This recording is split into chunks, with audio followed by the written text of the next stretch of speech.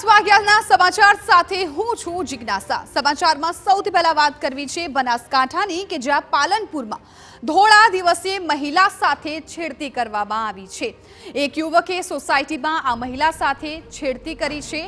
સોસાયટીનું નામ પણ જણાવી દઈએ। એગોલા રોડ પરની આ એક સોસાયટી છે કે જ્યાં યુવકે ખુલ્લેઆમ મહિલાની છેડતી કરી। સમગ્ર ઘટના છે સીસીટીવીમાં કેદ થઈ ગઈ છે। મહિલાએ પશ્ચિમ પોલીસ મથકે હાલ તો ફરિયાદ નોંધાવી છે।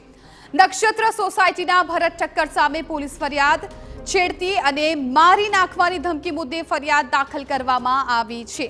આ સીસીટીવી ફૂટેજ પણ જોઈ લો TV9ની સ્ક્રીન પર કે જ્યાં ધોળા દિવસે એક યુવકે મહિલા સાથે છેડતી કરી છે, જેની ઘટના છે એ આ કેમેરામાં કેદ થઈ ગઈ છે।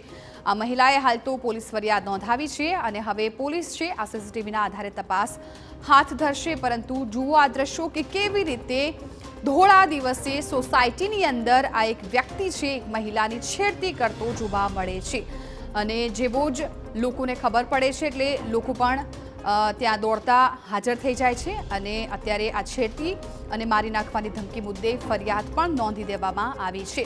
બનાસકાંઠાના પાલનપુરનો આ બનાવ છે કે જ્યાં હવે ધોળા દિવસે પણ બહાર નીકળતી વખતે લોકોને ડર લાગે તેવી ઘટના સામે આવી છે। ખાસ કરીને મહિલાઓ યુવતીઓ કે જે સવારે કે બપોરે કે સાંજે કે જ્યારે બહાર નીકળતી હોય છે ત્યારે તેમના માટે એક આ ચિંતાજનક સમાચાર કહી શકાય, કેમ કે ધોળા દિવસે સોસાયટીની અંદર એક યુવકે છે એ મહિલા સાથે છેડતી કરતો આ સીસીટીવી કેમેરામાં કેદ થઈ ગયો છે।